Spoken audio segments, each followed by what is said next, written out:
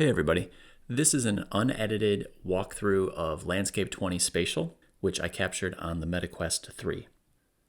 So this is my dining room. Obviously I have young children, so please ignore all the toys in the background. For this real-time build, I think I'm going to try to fill up my dining room table here, so I think this will probably take about 10 minutes. The plan is to build up a little mountain in the middle, split by a river, probably put a road and a bridge going across, and then I'll just kind of fill it up with various terrain types that look interesting. So the first thing that you see when you boot up LandSCAPE 20 is this yellow thing, which I call the brush. The brush is your 3D cursor, so it shows both what tile you have selected and how you currently have it rotated. At this point, everything you see is temporary, from the UIs to the tiles themselves. I'm just wanting to test what does and doesn't work on spatial headsets. I'm going to space them fairly far apart because I want to put this river in between, and I want to build a little bridge that goes over top. So I'll kind of jump around here, I'll grab some different tiles, and I'll get some just verticality. One nice thing about Spatial is you can get down really low and you can kind of see how tall everything is. So in this case, I can kind of, make these two towers equal height very easily. And then, I'm going to use my action ring, kind of go in, just pick some different tiles, and just kind of fill this out and make my nice wide river. Another great thing about spatial apps is I don't have to worry about moving a 3D camera. If I want a different view, I just move to the other side of the table. Obviously, it's a lot more movement than with a desktop app, but it's half the fun. Okay, so that looks pretty good. Pretty wide. I'm going to kind of just jump around and fill this in.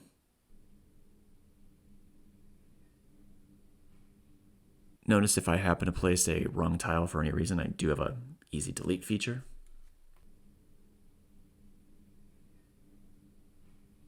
I'm going to grab my water and start filling in my river. Right now, it's just click to draw. I've been thinking about putting in a sort of, continuous draw feature. I would just have to build it in to where I'm, constantly looking for hit detection. So you want to draw over any of those grass tiles that are already down. But I like the look of that. Nice wide river. Next up, I'm going to build my bridge. Right now, the only bridge pieces I have are the single hex and the 5 hex. I haven't built in any of the guard walls yet. Okay, just need to decide where I want this bridge. And obviously, like I said, I can get down and look underneath it. I'll just kind of start randomly throwing out this little path. Our units have a fast way of running across the battlefield.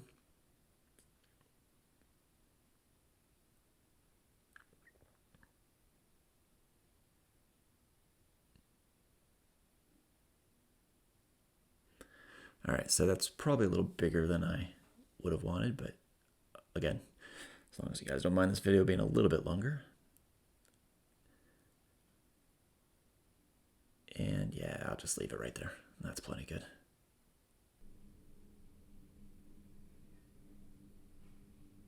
I'm just going to start filling this in. Obviously, it's not going to be the most exciting map. I just kind of want to go for speed here, but I'll grab the other green grass tiles and kind of just give us some vertical space here. Make it look a little more interesting. I'll grab the 3 tiles since I haven't used that much.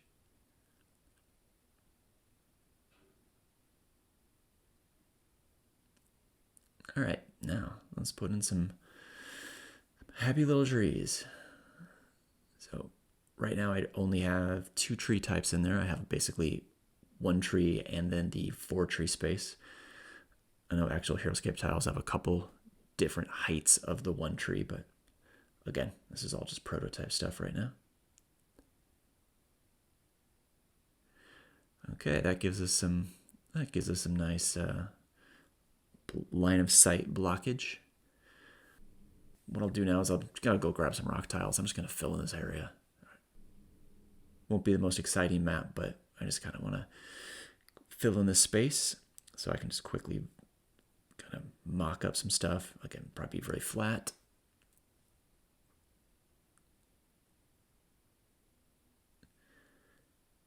And yeah, I'm happy with that. As I said, I'll throw in some lava tiles. Just give us I don't know, something visually more interesting to look at. And like I said, when I did the water, right now it's just click to draw, but for things like water, I'll probably do a continuous draw feature at some point. And all right, now little lava field tiles.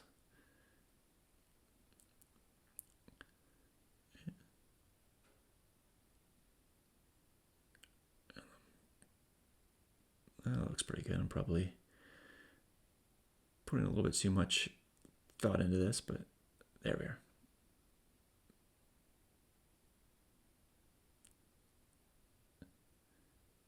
Gotta box that lava in. Yeah, there we go. Got some nice lava. Got some rock area that leads to it.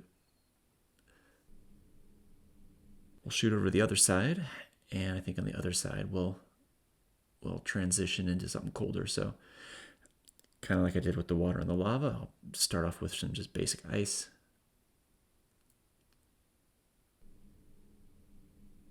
You can see even with click to draw, it is pretty fast.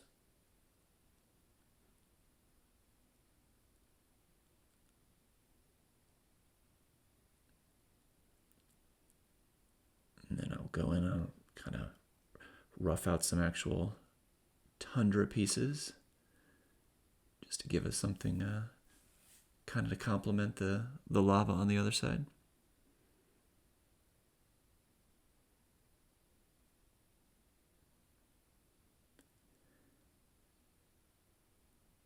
Delete that.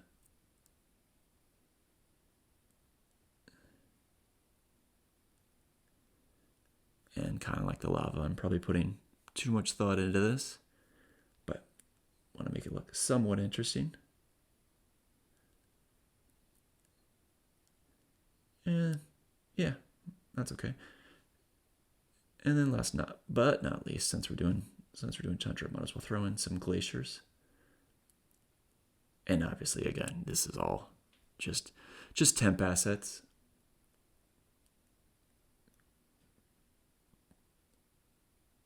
But you have a little bit of transparency.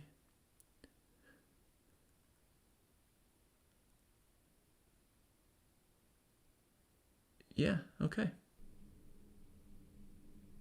I mean, that's a Heroscape map that would pretty much be the biggest thing that my current table could fit. Probably not as much, verticality as you normally would like, but pretty good use of the basic tiles. The last thing I'll do before I leave this video is talk about scaling. So right now, it's not perfectly set right now, but we'd probably want to go about 1-to-1. So you're actually designing a real space, but you can actually shrink or increase the scale if you want. So in this case, I can shrink it down. You can kind of actually see what it looks like, and I can kind of move it around, and you may have, need to kind of view this in a smaller space. But I think one of the cooler features is you can actually scale it up past the normal size. So in this case, you can actually scale way up. So you're actually seeing it kind of more from a, quote, real first person point of view. And I think the really killer feature for this is that it lets you put in more obstacles. So like right now, I can immediately start to see what my actual line of sight is. For example, if I wanted to build underneath structures a little more easily, I could do that. But in this case, let's say I wanted to actually block line of sight down to that lava area. I could go in and start throwing in some trees and get a good idea of what the units could actually see or couldn't see.